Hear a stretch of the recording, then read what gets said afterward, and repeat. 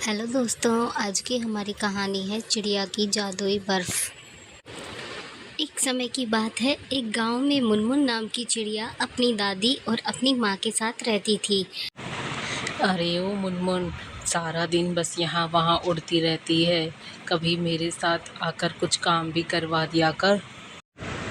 सुन बहू, तू मेरी मुनमुन को परेशान मत किया कर। वो घर के काम करने के लिए नहीं बल्कि आकाश में उड़ने के लिए बनी है। जब देखो जब उसको काम करने के लिए बोलती रहती है। शुक्रिया दादी। माँ जी, आप हमेशा इसकी तरफदारी करती रहती है।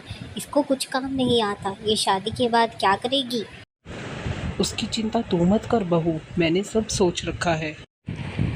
और फिर एक दिन मुनमुन चिड़िया की शादी हो जाती है। मुनमुन अपनी दादी की बहुत लाडली होती है, इसलिए दादी बहुत ही रोने लग जाती है।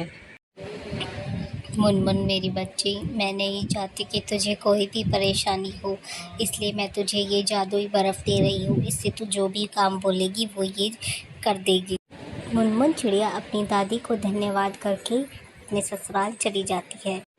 ससुराल में मुनमुन की सास कहती है कि देखो बहू, हमारे यहाँ बहुएं सिर्फ घर का काम ही करती हैं, आकाश में नहीं उड़ती हैं, इसलिए अब तुम्हें भी सिर्फ घर का काम ही करना होगा। तभी मुनमुन चिड़िया मन ही मन खुश हो जाती है। सोचती है कि अरे वाह, तो मज़ा ही आ जाएगा। ना ही काम करना पड़ेगा और ना ही आकाश में उड़ना पड़ेगा। अब तो बस मैं आराम ही करूँगी। अपनी सास और अपने पति के जाने के बाद मुनमुन चिड़िया दिन भर आराम करती और सारा दिन बस सोती रहती, क्योंकि अब वो जादुई बर्फ़ की मदद से सारा घर का काम कर लेती थी। अब मुनमुन चिड़िया की तबीयत खराब होने लगी, क्योंकि ना तो वो आकाश में ही उड़ती थी और ना ही घर का काम करती थी। सोनी डॉक्टर आके मुनमुन चिड़िया का चेकअप करती है और इंजेक्शन लगा देती है। मुनमुन चिड़िया को भी अपनी गलती का एहसास होता है, इसलिए अपनी दादी के पास जाकर उस जादुई बर्फ़ को वापस कर देती है।